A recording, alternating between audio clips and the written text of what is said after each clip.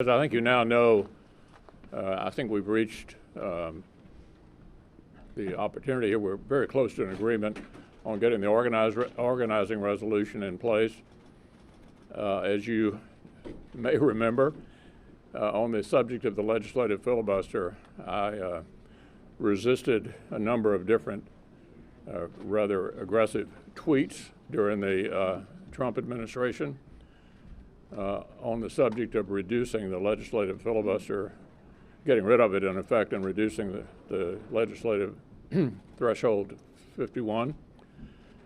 That only protected the Democratic minority in the Senate for the whole 4 years. I thought it was appropriate for Senator Schumer to make the same statement publicly that I had when I was in a similar situation, and that was not forthcoming. Fortunately, there are other Democrats. Senator Manchin yesterday made it clear he was not going to support getting rid of the legislative filibuster under any circumstances for the duration of this Congress. I talked to Senator Sinema last night. She said the same thing. So the issue, as far as I'm concerned, is resolved. And of course, it would have produced nothing, because without the supermajority threshold, the Senate would have been sitting there at 50-50. The Vice President doesn't count for a quorum. Anytime the minority wanted to deny the majority a quorum, all we'd have to do is have somebody not show up. In other words, it would not have produced the kind of streamlined Senate that those on the progressive left across the country had convinced themselves that it was, sort of the holy grail. If you can grab that, all of our problems are solved. They would not have been solved. It would have only exacerbated the way the Senate works. The way we need to go forward in a 50-50 Senate is to have things that appeal to 60 votes on the legislative calendar.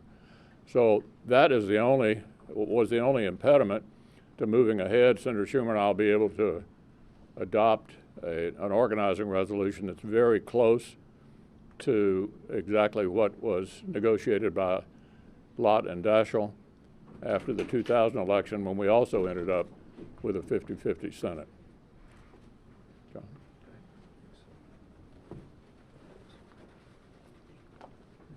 Thanks, Leader. Well, and I would just echo what the Leader said about the need to try and keep rules in place that give minority in the Senate a voice. That's why the Senate is the Senate. It's the way it was designed. And President Biden said in his inaugural speech last week that he wanted to promote healing and unity and collaboration and reach out and work with Republicans. And we take him at his word and look forward to where we can finding common ground. And obviously, where we can't, we'll stand and fight, and we'll be the loyal opposition.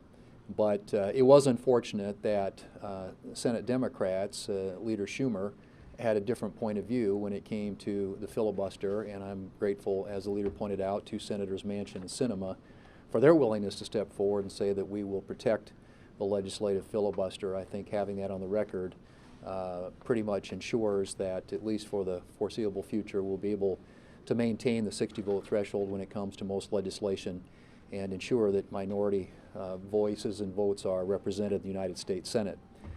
And on that point, I would say there are some things that they're talking about doing right now. The new administration there's a stimulus bill that they're proposing and discussion about how they might be able to accomplish that in the Senate. And I would hope that they would, again, reach out to Republicans and find common ground.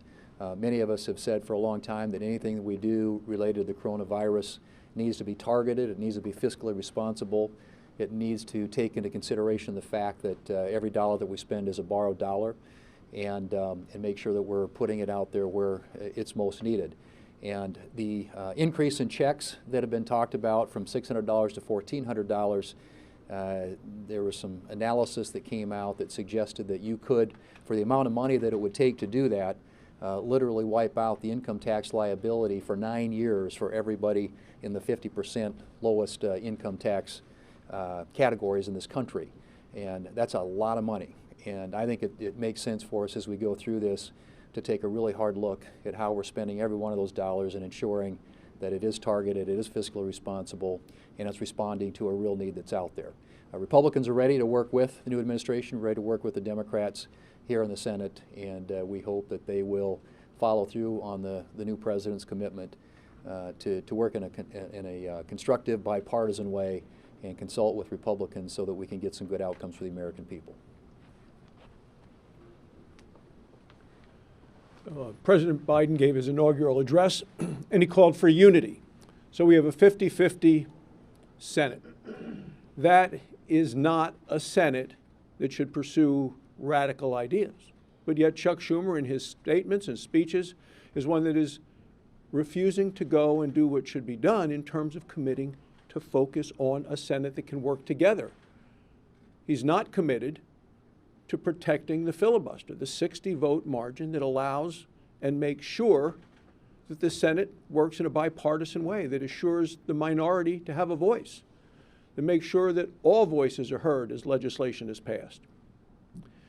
Now, a couple of years ago, when the Republicans had the White House, the House, and the Senate, 33 Democrat senators signed on to a letter that said that we should preserve the filibuster, the 60-vote threshold.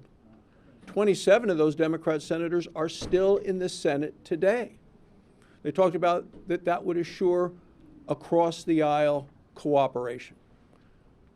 A former senator who signed that is now Vice President of the United States, Kamala Harris. But yet we have senators who run for office, for re-election and for election, on the platform of eliminating the filibuster, on a platform of radically changing America. That's the exact opposite of what President Biden has called for on Inauguration Day.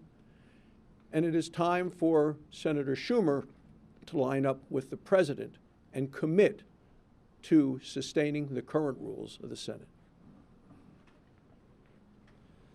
On pandemic and vaccines, I've had a chance to visit with the new director of the CDC, the Center for Disease Control, who's in the middle of her first week. She took office on the 20th of January, took responsibility for that. We need to get our money out there more effectively.